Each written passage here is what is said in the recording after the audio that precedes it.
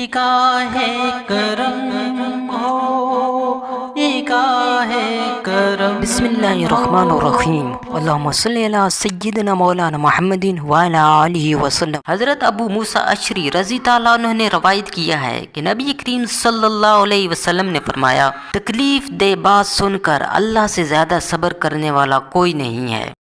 کم بخت مشرک کہتے ہیں کہ اللہ اولاد رکھتا ہے اور پھر بھی وہ انہیں معاف کرتا ہے اور انہیں روزی دیتا ہے۔ قرآن و حدیث کی خوبصورت ویڈیوز کے لیے ہمارے چینل کو سبسکرائب کریں اور ہماری حوصلہ افزائی کریں۔ جزاک اللہ خیرہ۔